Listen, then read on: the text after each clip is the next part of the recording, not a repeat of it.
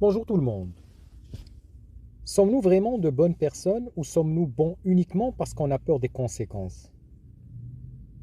Imaginez un instant que vous deveniez totalement invisible. Personne ne peut vous voir, personne ne peut vous reconnaître, personne ne peut vous punir. Que feriez-vous?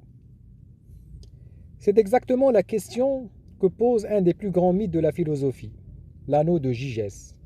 Et ce mythe nous confronte à une question dérangeante. Sommes-nous foncièrement égoïstes? L'histoire de cet anneau vient de Platon.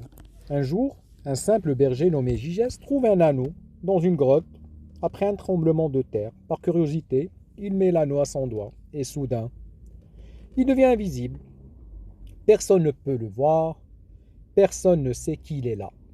Au début, il est choqué, puis il reste, puis il teste. Il entre dans le palais du roi, il espionne, il écoute, il observe, et très vite, il fait ce que beaucoup feraient. Il séduit la reine, il tue le roi et il prend le pouvoir. Personne ne l'a vu, personne ne l'a puni. Platon pose alors la question, cette fameuse question explosive, un homme juste resterait-il juste s'il savait qu'il ne serait jamais puni? Ici, Platon nous met face à une vérité dérangeante. Beaucoup de gens sont honnêtes, non pas parce qu'ils sont bons, mais tout simplement parce qu'ils ont peur des conséquences.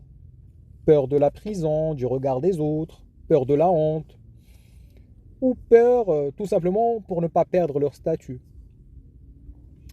Alors la vraie question qui se pose, est-ce qu'on est bon par nature ou est-ce qu'on est bon par contrainte?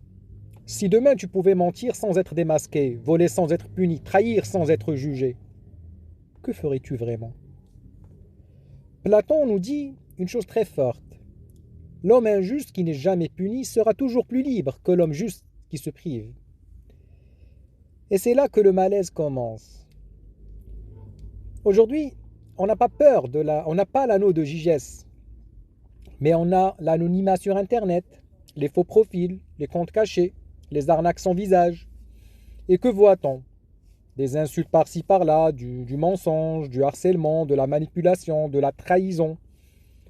Dès que l'être humain se sent invisible, quelque part son vrai visage apparaît souvent.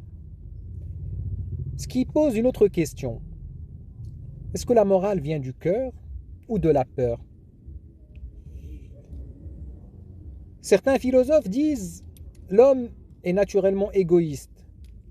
D'autres diront l'homme est capable du bien, même sans témoin. La vérité peut être entre les deux.